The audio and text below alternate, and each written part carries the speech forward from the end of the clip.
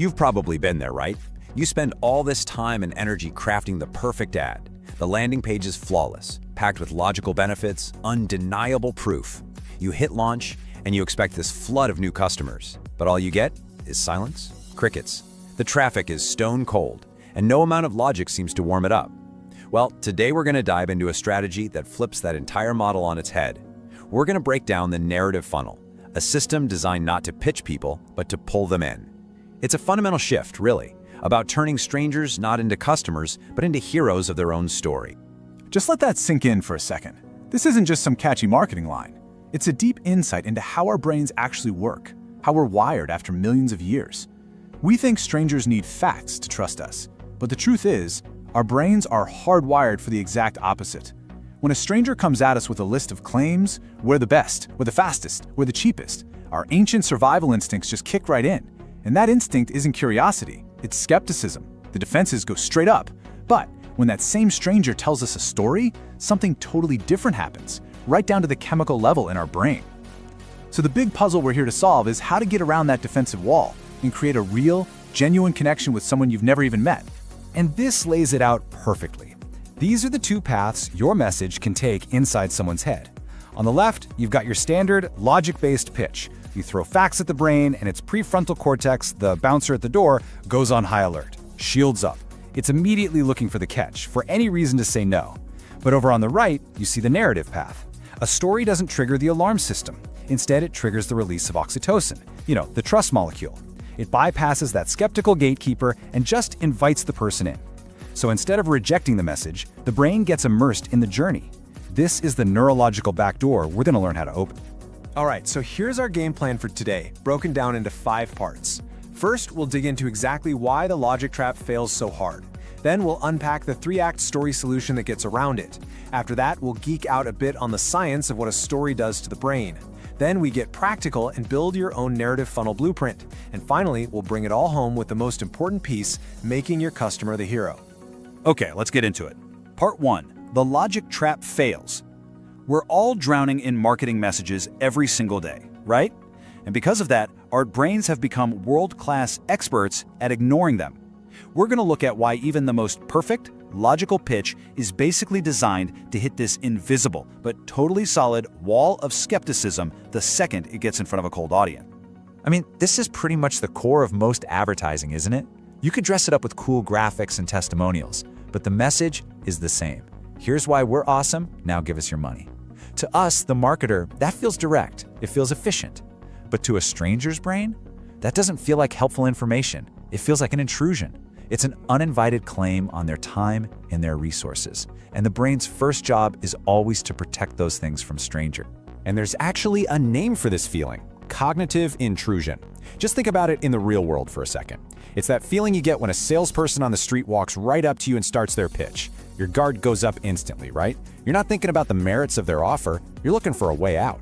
Well, the exact same thing happens online, except the escape route is even easier. It's the scroll wheel, the skip ad button, the back button. Your pitch never even gets a fair try. And this is that invisible wall, right here in plain sight. These are the automatic, rapid-fire questions the brain asks the second it senses a pitch. Why should I trust this person? Okay, what's the catch? Is this even for me? I bet I can find this cheaper somewhere else. You know what? I'll just look at this later, which we all know means never. And finally, the nail in the coffin. It's just another ad. Game over. The logic trap fails because it tries to fight these questions with more facts, but the wall itself is built out of a deep resistance to facts from a stranger.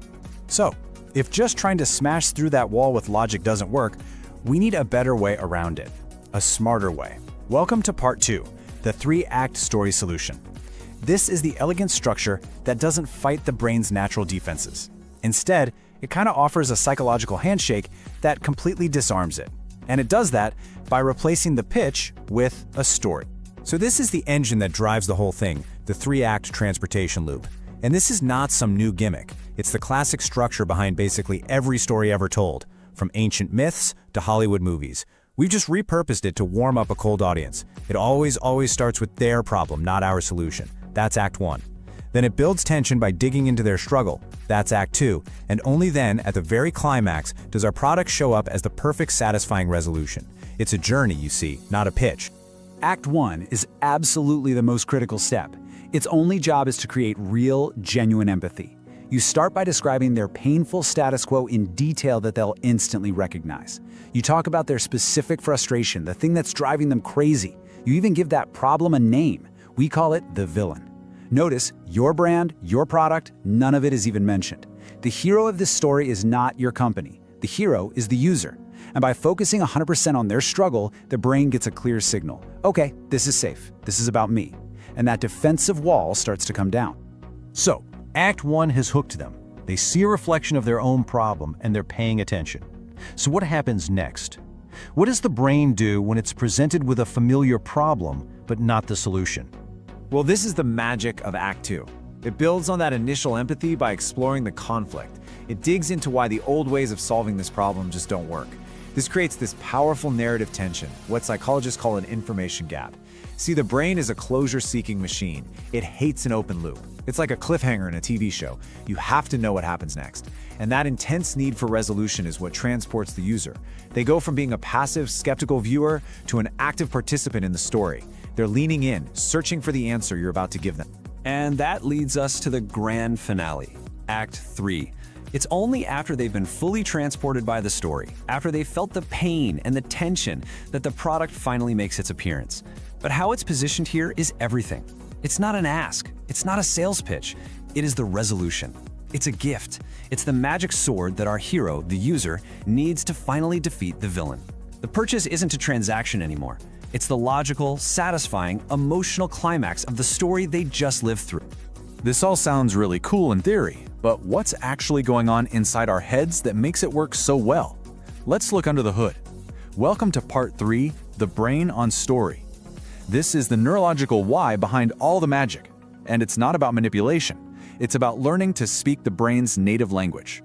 So the key state we're trying to create is called narrative transportation. Think about the last time you were completely lost in a great movie or a book. You forgot you were sitting on your couch, you lost all track of time, you weren't thinking, are the facts here accurate, or what's the author trying to sell me? Of course not. Your critical, counter-arguing brain was switched off. You were just immersed. That is transportation. It's a state where the brain is so busy following the story that it just lowers its defenses, allowing the message to sink in without any resistance. And what's really amazing is seeing how the brain divvies up its energy. When it sees a logical pitch, a huge chunk of its power goes to that counter-arguing. But when it's transported by a story, look at this. It reroutes almost all of its resources to feeling what the characters feel and picturing the world of the story. That leaves almost no mental bandwidth for skepticism. That little 10% for counter-arguing, it's basically starved of the energy it needs to function. It just goes quiet. And get this, it's not just a mental trick. This is chemical. Research has shown that compelling stories, especially ones with an emotional journey, literally trigger the release of oxytocin in the brain. We call it the trust molecule for a reason. It's what helps facilitate social bonding, generosity, and, you guessed it, trust. When your story successfully transports someone, their brain is producing a chemical that makes them trust you more. You are literally creating an automated bond of trust with a complete stranger. Okay, theory is awesome, but how do we actually build one of these things? It's time to get practical. Welcome to Part 4, your narrative funnel blueprint. This is where we go from understanding the why to mastering the how. The blueprint is pretty simple, just 3 essential steps. Step 1, identify the relatable protagonist. This is non-negotiable. Your story must start from their point of view using their language. Step 2, define the villain. Don't just talk about a vague problem. Give it a name. Is the villain the 3 p.m. energy crash? Is it creative burnout? Make it a real enemy they can recognize. And step 3, weaponize the aha moment. This is your Act 3 reveal, where your product becomes that deeply satisfying moment of discovery for the hero. Okay, now, I'm about to say something that's probably going to sound completely backwards, so really lean in for this. We're building a funnel, so the goal has to be conversion, right? Wrong. In a narrative funnel, focusing on the final conversion is actually a mistake. It pulls you right back into that logic trap, because you start thinking about the ask instead of the story. There's a much more important metric that you have to focus on first. This is it.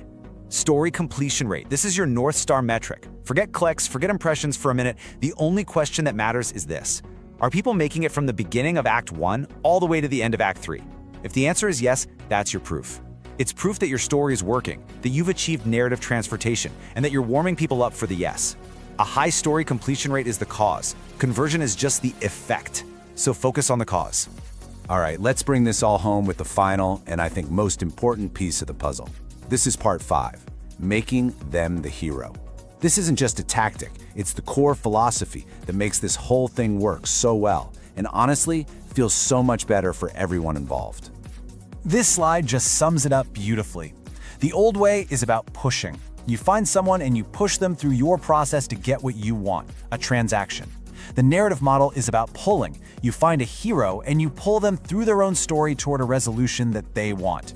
In the old model, you're an interrupter. You just show up uninvited. In this model, you become a resolver. You show up with the answer to a problem they're already thinking about.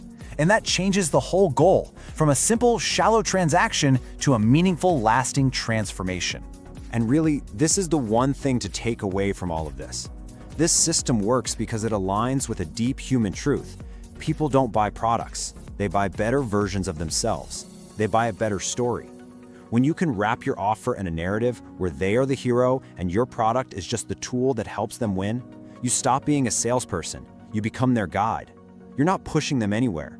You are simply showing them the path to becoming the hero they already wanted to be.